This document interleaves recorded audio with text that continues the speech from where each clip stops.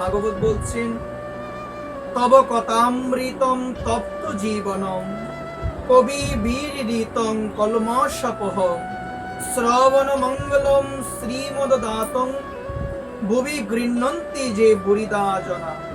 শ্রীমদ্ ভাগবতে আমাদের খুব সুন্দরভাবে জানিয়েছেন, তব কথামৃত তত্ত্ব জীবনম। হে গোবিন্দ, তোমার কথা হলো অমৃত, তোমার কথা অমৃত সমান। তব কথামৃত তত্ত্ব জীবনম, এই জায়গার মধ্যে অমৃত কথাটি খুব সুন্দরভাবে ব্যবহার করা হয়েছে। অর্থাৎ অমৃত মানে হলো যা আমাদের মৃত্যুর পরে নিয়ে যাবে এবং আমাদের মুক্তি দিবে। অমৃত মানেই হচ্ছে মুক্তি। তো এই জায়গায় ভাগবত বললেন, তব কথামৃতম, হে গোবিন্দ, তোমার কথা হলো অমৃত সমান। সবাই বলি আমরা কি সমান? হে গোবিন্দ, তব কথামৃত তত্ত্ব জীবনম, যে হে গোবিন্দ, তোমার কথা হলো অমৃত সমান। অমৃত মানে হচ্ছে মুক্তি। আমরা সবাই এই মুক্তি করছি। এই মুক্তিটা আমরা কোথায় পাবো?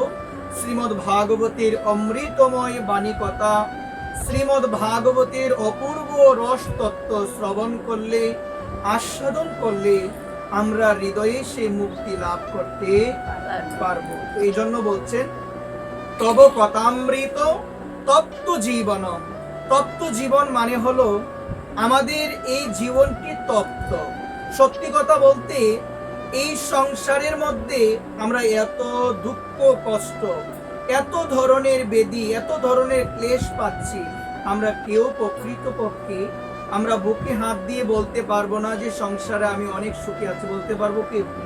পারবো কি? আমরা বলতে, আমি যদি আমার বিবেককে প্রশ্ন করি আমি কি সত্যিই সুখী আছি কিনা, আমি যদি আমার মনকে প্রশ্ন করি যে আমি আসলে প্রকৃতপক্ষে আমি সুখী কিনা, দেখবেন আমার মনে হবে যে নানান ধরনের ক্লেশ, নানান ধরনের ব্যাধি, নানান ধরনের কষ্ট এই সংসারে সবাই আমরা পাচ্ছি।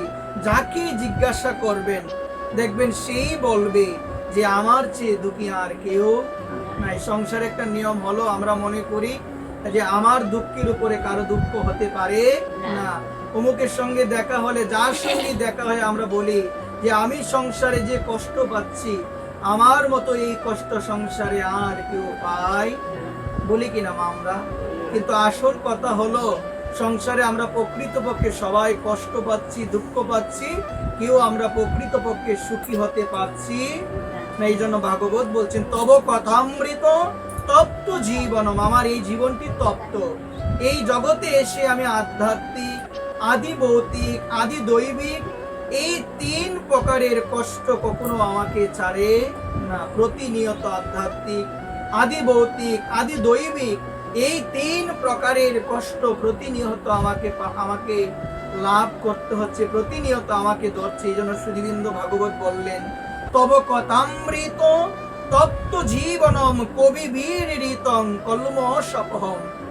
ভাগবত বললেন, কবি বীরিতম, ইরিতম মানে প্রশংসা করা, পূজা করা।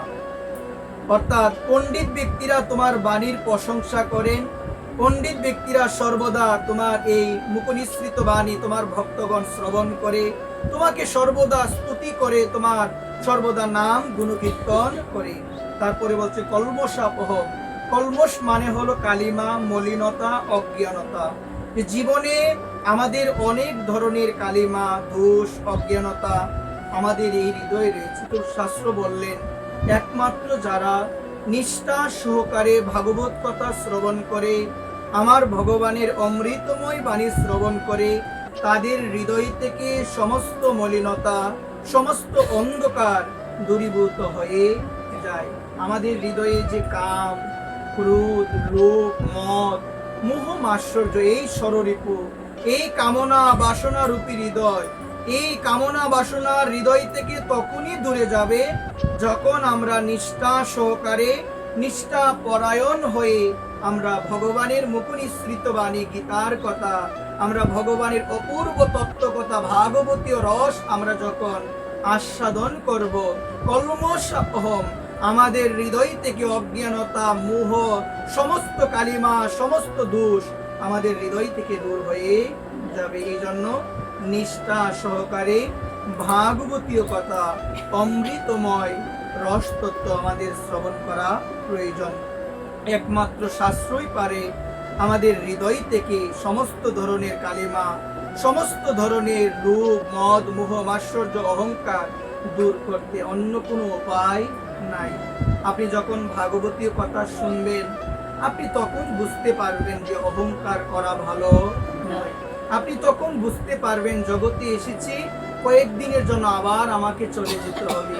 আপনি তখন বুঝতে পারবেন যখন আমি চলে যাব, আমার ব্যবহার, আমার আচরণগুলোই থাকবে, অন্য কোনো কিছু থাকবে না। এই যে এই জিনিসগুলো, এই ধারণাগুলো আমাদের হৃদয়ে একমাত্র প্রবেশ করিয়ে দেয় ভাগবত, একমাত্র গীতা প্রবেশ করিয়ে দেয়। যখন আমি নিষ্ঠা পরায়ণ হয়ে কায়মনোবাক্যে যখন ভগবানের কথা শুনবো, তখন আমার মনে হবে কি জানো মা, তখন আমার মনে হবে এই জগতে এসেছি, আবার যেতে হবে।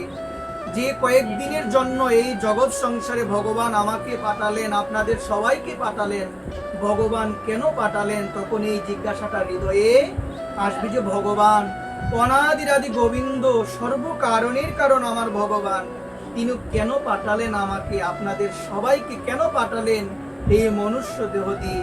তখন আমরা জানতে পারবো একমাত্র হরি ভজন করার জন্য, কৃষ্ণ ভজন করার জন্য, নিতাই ভজন করার জন্য, গৌর ভজন করার জন্য আমার ভগবান কৃপা করে আমাদের সবাইকে একটি নরদেহ দান করে এই জগৎ সংসারে আমার ভগবান পাঠিয়েছেন। এই জন্য